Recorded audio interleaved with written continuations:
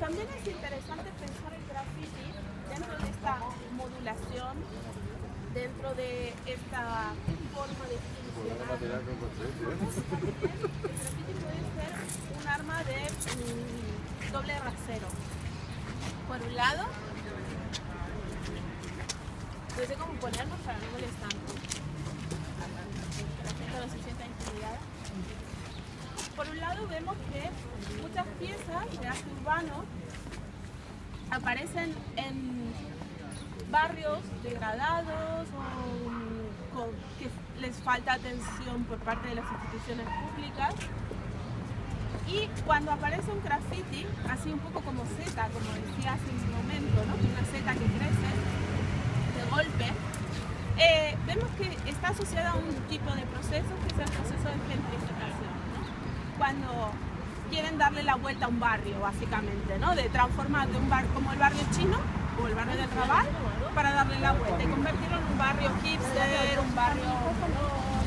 El graffiti también suele cumplir esa función. Por ejemplo, en la calle Riereta con San Pau, habrán visto, si pasan por ahí, que hay un graffiti enorme que además pone homenaje a Joan Miró.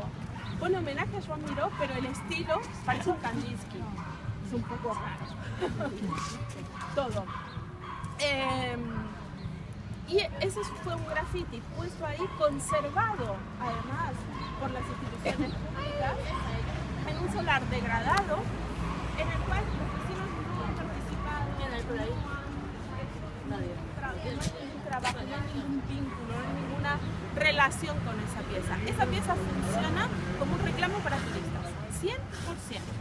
Desde guías turísticos que pasan por ahí para mostrar esta pieza, hasta cientos de turistas y guiris que se paran para sacar fotografías. Yo no he visto, lo digo porque vivo enfrente, o sea que me lo conozco, lo veo cada día. No hay un solo vecino que tenga relación con esa pieza.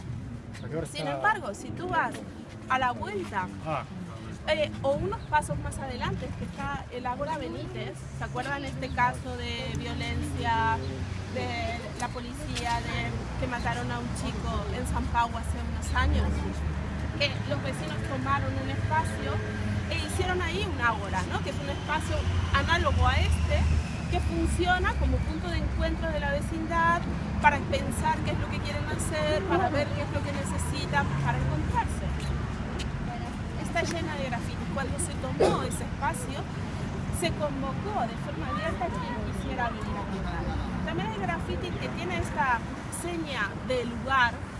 Puede servir en estos dos sentidos, puede funcionar en estos dos sentidos, ¿no? Como en estos lugares más alternativos, más de dar esa sensación de calidez, de grupo, de encuentro, de aquí hay humanidad, como en el Ágora, o lo que pasa con esa otra pieza, ¿no? Con una voluntad de gentrificación. Esto es interesante pensarlo porque fíjense que es una cosa que ocurre constantemente, ¿no? Cuando los grafitis aparecen como una seña del movimiento social y de lo que está pasando, o cuando un grafiti está puesto para ser guay, porque es guay.